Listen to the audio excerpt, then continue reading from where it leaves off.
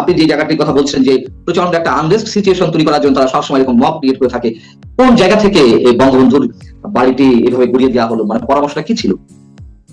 জি, প্রথমত ধানমন্ডি 32 বঙ্গবন্ধুর বাসভবন, শেখ মুজিবের বাসভবন, এটা নিয়ে আমরা আমাদের দলের পক্ষ থেকে আলাদা একটা বার্তা বিবৃতি আমরা মানে বিয়ার করব। এটা হলো আমাদের আমরা ভাবছি কি ভাবে এটা বলা যায়। এবং এইটাতে ওই সময় এমন একটা হাইপ উঠেছিল যে সবার এখানে যাওয়াটা ইমানি দায়িত্ব, এরকম একটা বিষয় হয়ে গেছিল, বুঝছেন? যেরকম ভাবে শাহবাগে 2013 সালে যাওয়াটা ইমানি দায়িত্ব ছিল, যে আপনার যে স্রোত চলতেছে সেই স্রোতে সবাইকে চলতে হবে, এরকম একটা বিষয়। এবং দেখে তখন কিন্তু আজকে যেটা নিয়ে কথা বলা হচ্ছে, অনুধাবন হচ্ছে, এই অনুধাবনটা কিন্তু তখন কিন্তু বলার জন্য আপনি উদ্যোগ নেননি, তাই না? এত সহজ ছিল না তখন, তখনের পরিবেশটা এরকমই কঠিন ছিল। বঙ্গবন্ধু বাড়ি ভাঙার বিরুদ্ধে আমি প্রথমেই একটা কন্টেন্ট করেছিলাম, যে কি লাভ করে।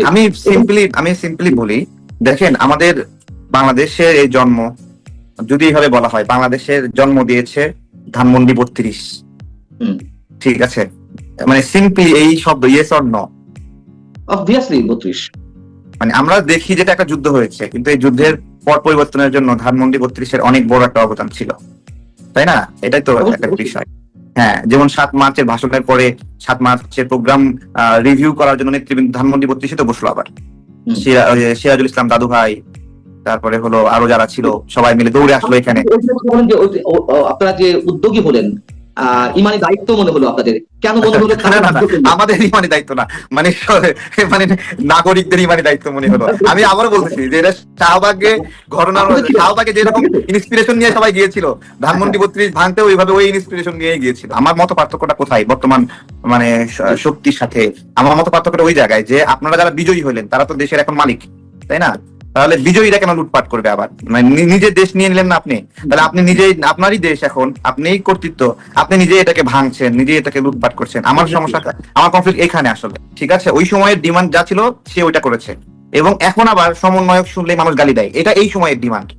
সো রাজনীতিতে আবার এই যে আমি একটা কথা বলছি যে ধানমন্ডি 32 বাংলাদেশের সম্পদ, বা এটা হলো বাংলাদেশকে জন্ম দিয়েছে, এটা আমার এই সময়ের অনুভূতি, ঠিক আছে? ধরেন এই গণঅভ্যুত্থানে ধনীরা অর্থ দিয়েছে, ঠিক আছে, বিদেশে বসে অনেকে ইন্ধন দিয়েছে, আর সাধারণ মানুষ জীবন দিয়েছে, এই তো। এবং সেই সাধারণ মানুষগুলো ওই কবরে গিয়ে গিয়ে তাদের অনেকের লাশও এখনো খুঁজে পায়নি। এটা হলো এই গণঅভ্যুত্থানের বাস্তবতা। আর আমাদের রাজনৈতিক কর্মীরা আমরা জেল জুলুম রিমান্ডের শিকার হয়েছি, এবং আমরা এখন ফ্রাস্ট্রেটেড যে আমরা কি জন্য এতটা ঝুঁকি নিয়ে লড়াই করলাম। আপনার কাছে জানতে চাচ্ছি যে আপনার কি মনে হয় যে আমাদের মুক্তিযুদ্ধের ইতিহাসকে ধুলায় মিশিয়ে দেওয়ার একটা অন্যতম চক্রান্ত এই মুহূর্তে রয়েছে? আমাদের মুক্তিযুদ্ধের ইতিহাস মুছে দেওয়ার ব্যাপক কার্যক্রম চলছে, এবং যারা মুক্তিযুদ্ধের বা সার্বভৌমত্বের বিরুদ্ধে ছিল তারা এই গণ অভ্যুত্থানের সময়টা এই সুযোগটা নিয়েছে। কিন্তু তারা তো সুযোগ নেবেই, আওয়ামী লীগ এই পর্যায়ে গেল কেন? এই জন্য তো সুযোগ নিচ্ছে।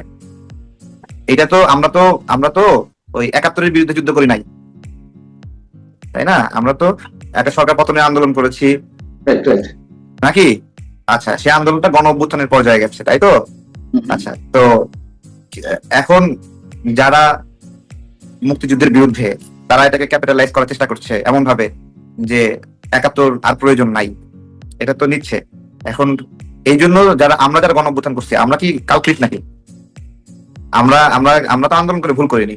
তাহলে যারা 71-কে মুছে দিতে চায় তারা কালপ্রিট, এবং যারা মানুষের বিরুদ্ধে, দেশের মানুষের পালস না বুঝে মানুষকে দমন পীড়ন করেছে, তারা হলো কালপ্রিট। আমরা তো 71 এবং 24-কে সাথে করে নিয়েই চলতে চাই।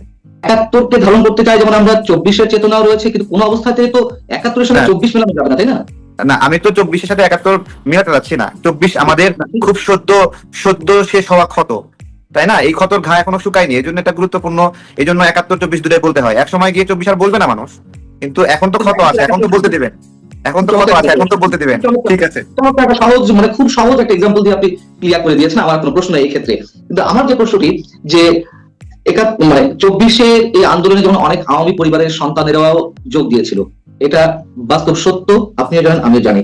কিন্তু আপনারা তো একটা দলের লিডিং পর্যায়ে ছিলেন, যেমন সাধারণ মানুষ থেকে শুরু করে যারা আওয়ামী পরিবারের সন্তান, তারাও বুঝতে পারেন যে পেছনে একটা ম্যাটিকুলাস ডিজাইন রয়েছে, একটা গভীর ষড়যন্ত্র রয়েছে। আমি বলছি না এই আন্দোলনের কোনো প্রয়োজন ছিল, আমি মোটেই সেই কথা বলছি না। আমি বলছি পেছনে ষড়যন্ত্রের কথা অনেকেই জানতো না, আপনারা কি জানতেন? আমি আপনাকে খুব সাদামাটা ভাবে বলবো, অনেক ধন্যবাদ।